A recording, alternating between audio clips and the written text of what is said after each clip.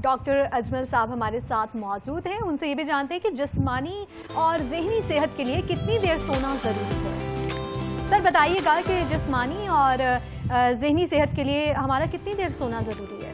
जी, नींद जो है ये एक बहुत अच्छी दवाई है। बाय द वे, ये मैं आपको सबसे पहले बताऊं, कितनी देर सोना इस पे तो बात करते हैं, लेकिन नींद एक बहुत बड़ी दवाई है, अल्लाह ताला की एक बहुत बड़ी नेमत है। जिन लोगों को नींद आती है वो अपने आप को खुशकिस्मत समझें, क्योंकि आमतौर पे जब कोई भी किसी को ज़हनी व नफ्सियाती मसला होता है तो हम सबसे पहले पूछते हैं कि आपकी नींद कैसी है। अगर तो उसकी नींद ठीक है तो फिर ये एक बड़ी खुशाइन बात होती है कि चलें जी, इसका मतलब है कि मसले अभी तक इतने नहीं बिगड़े। तो नींद एक अल्लाह ताला की बहुत बड़ी नेमत है। खुशनसीब है वो लोग जिनको नींद आती है, और जो लोग अपनी नींद को खुद खराब करते हैं, ये सोशल मीडिया पे ज्यादा टाइम लगा के या ऐसे ही सोचें सोच के, उनको ऐसा नहीं करना चाहिए। नींद को पूरा करना चाहिए। अगर आप नींद आपकी अच्छी है तो आपकी जिंदगी की क्वालिटी बहुत अच्छी होगी। अब जो आपका क्वेश्चन था जी, कितनी देर सोना चाहिए अपनी अच्छी जिस्मानी व ज़हनी सेहत के लिए, देखिए इसमें जो हमें स्पैन मिलता है नींद का, जो नॉर्मल स्पैन है वो आमतौर पे 6 से 9 घंटे तक है। ये लोगों में वेरी करता है, जैसे मुख्तलिफ लोगों की शक्लें मुख्तलिफ होती हैं, मुख्तलिफ एटीट्यूड है, मुख्तलिफ तरह की पर्सनैलिटीज है, इस तरह से। अच्छा बाय द वे, जैसे कुछ लोगों को भूख ज्यादा लगती है, कुछ लोगों को कम लगती है, तो बहरहाल एग्जैक्टली वो पुरानी बातें हैं कि उस पर कोई हमें रिसर्च नहीं ऐसी मेडिकल साइंस में मिलती कि जी कम खाएं। ऑब्वियसली वो और सेंस में कम खाना चाहिए, लेकिन जितनी भूख लगती है, जितना आप काम करते हैं, उस हवाले से आपकी जितनी बॉडी को कैलोरीज की जरूरत है उस हिसाब से हमें भूख लगती है। इसी तरह से नींद का भी ये है कि 6 से 9 घंटे एक नॉर्मल स्पैन है। हर शख्स को अपना अपना इसमें देखना है कि वो कितनी देर सो के फ्रेश होता है, लेकिन 6 घंटे से कम नहीं होनी चाहिए, और ये कोशिश करनी चाहिए कि 9 घंटे से ज्यादा भी नहीं होनी चाहिए। कभी कभी तो हो जाए कि जैसे अगर कोई शिफ्ट की है, बहुत सारे हमारे डॉक्टर्स हैं उनकी जैसे 24 आवर्स की अगर ड्यूटीज हैं, तो ऑब्वियसली इतना काम करके बाद में तो फिर नींद की ज्यादा जरूरत रहती है। लेकिन एक नॉर्मल जो स्पैन है वो 6 से 9 घंटे है। कभी कभार कम ज्यादा हो जाए तो उसमें कोई मसला नहीं है, लेकिन बहुत ज्यादा लंबे अरसे के लिए ये कम ज्यादा नहीं होना चाहिए, क्योंकि अगर ऐसा होगा तो उससे फिर क्या होता है, एक तो जिस्मानी सेहत खराब होती है और उसके बाद ज़हनी सेहत भी खराब होती है, लेकिन रोजमर्रा की एक्टिविटी भी डिस्टर्ब होती है। कुछ लोग, ये बिल्कुल एक फैलेसी है, बीइंग अ माहिर नफ्सियात मैं आपको बताता हूँ, ये बिल्कुल एक फैलेसी है, एक गलत चीज है कि जी फलां शख्स जी इतना कम सोता था, साल जी वो 2-2 घंटे सो के उसने ये मेहनत कर ली, ऐसे कर लिया। इम्पॉसिबल, ऐसा नहीं होता। आपने अगर जिंदगी में आगे बढ़ना है, काम करना है, प्रोडक्टिव रहना है, अपनी परफॉर्मेंस को अच्छा करना है, तो नींद पे कंप्रोमाइज नहीं करना। कभी कभी तो हो गया कि अगर कोई मीटिंग है, कोई प्रोजेक्ट है, तो वो तो बिल्कुल करना चाहिए, लेकिन लंबे अरसे के लिए 2 घंटे सो के 3 घंटे सो के वो काउंटर प्रोडक्टिव है। हम टाइम बचाने के लिए कम सोते हैं, जिसकी वजह से क्या होता है कि फिर परफॉर्मेंस हमारी हिट होती है, परफॉर्मेंस हिट होती है। सर ये बताइएगा कि जिन लोगों को नींद नहीं आती है, मतलब लोग रात को सो नहीं पाते और फिर उनका यही होता है कि हम सही से सो नहीं पाते, आप लकी हैं कि आप सो सकते हैं जैसे कि आपने बात की, तो वो लोग क्या करें? मतलब ऐसा क्या किया जाए कि वो आराम सुकून से जो रात की अपनी नींद है उसको ले सके? अच्छा ना, इसमें ना 2-3 चीजें हैं कि नींद को कैसे इंप्रूव किया जाए। अब देखना ये पड़ेगा कि किसी को नींद क्यों नहीं आती। ये 2-3 फैक्टर हैं, वजूहात हैं, कॉजेज हैं, अगर उनको खत्म कर दिया जाए तो नींद अच्छी हो जाएगी। अब आपने देखना कि आपको इसमें से क्या मसला है जिनको नींद नहीं आती। सबसे पहले तो नींद जो आमतौर पर जिनको डिप्रेशन, स्ट्रेस या एंग्जाइटी डिसऑर्डर यानी कि इस हद तक बीमारी में जो मुब्तला होते हैं, उनको आमतौर पर नींद नहीं आती। अब उनका तो नींद लाने का यही तरीकाकार है कि उनके इन चीजों का इलाज हो, यानी कि अगर डिप्रेशन है या कोई मसला है तो इसका ट्रीटमेंट हो, और फिर जो है नींद ठीक होगी। अदरवाइज जो मेरे एक्सपीरियंस में, क्लिनिकल एक्सपीरियंस में आया है कि ऐसे लोगों को अगर डिप्रेशन की वजह से फर्ज करें नींद नहीं आती तो उनको नींद की गोलियां दे दें तब भी नींद नहीं आती। अच्छा, एक तो ये चीज है।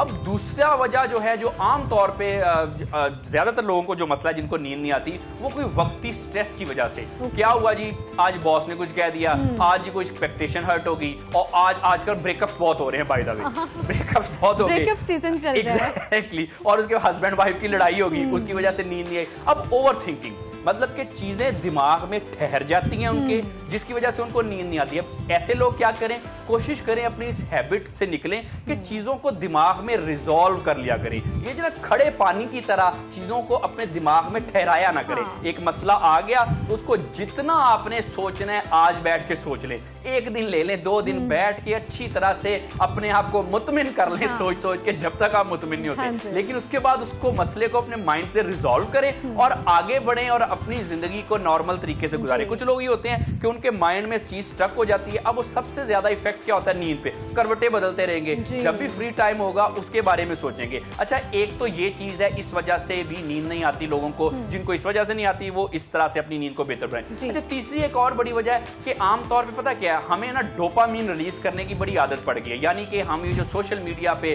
कोई रील्स देख ली, कुछ शॉर्ट टर्म ग्रेटिफिकेशन, डोपामीन एक हार्मोन है जो हमारे ब्रेन से रिलीज होता है बॉडी में। अब कुछ लोग खुद अपनी नींद को खराब करते हैं। नींद आ रही होगी थोड़ी सी, सोने की बजाय क्या करेंगे, वो आमतौर पे अपने आप को इन्वॉल्व कर लेंगे सोशल मीडिया पे, स्क्रॉलिंग करने लग जाएंगे। वो कुछ ना कुछ करना शुरू कर देंगे। उसकी वजह से बाय द वे फिर नींद जो है वो डिस्टर्ब हो जाती है। ये होगी तीसरी वजह। और इस वजह, इन चीजों को, अपनी आदतों को कंट्रोल करके बेहतर कर सकते हैं नींद। अच्छा, चौथी वजह ये होती है कि आमतौर पे ना हम लोग अपना कुछ ख्याल नहीं करते। सेल्फ केयर करनी चाहिए अगर आप बीमारियों से बचना चाहते हैं और अगर आप अपनी नींद अच्छी करना चाहते हैं। फिजिकल वर्कआउट आप करें और कुछ नहीं, वॉक कर लें। अगर आपको, बहुत सारे लोग मुझसे कहते हैं डॉक्टर साहब टाइम नहीं मिलता वॉक का, मैं उनको कहता हूं अपने बेडरूम में ही वॉक कर लो अगर और टाइम नहीं मिलता। कुछ सीढ़ियां ऊपर नीचे चढ़ लिया करो, कोई जरूरत नहीं है आपको सुबह 5 बजे उठ के मॉर्निंग वॉक करने की। अगर कर सके तो अच्छी बात है, लेकिन ये कोई उजर नहीं है। और कुछ नहीं है तो अपने बेडरूम में ही वॉक कर लिया करें, ये भी आपको बेहतर करेगी। आपने ट्रिक दिया हमारे एग्जैक्टली। और उसके बाद फिर आप अपनी कर लें, लेकिन करें जरूर, अपनी सेहत का ख्याल रखें। हाँ जी, उसके बाद ये आप अपनी जो है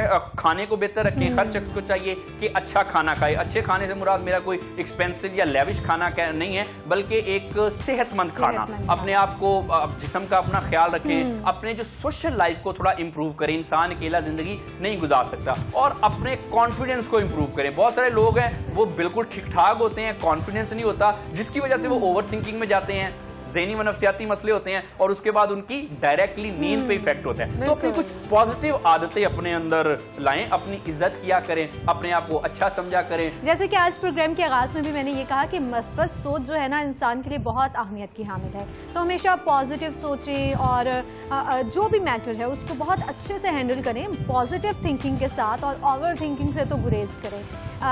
डॉक्टर साहब, आपसे मेरा ये सवाल है कि कैसे पता चलता है कि ये शख्स जो है ज़हनी मरीज है?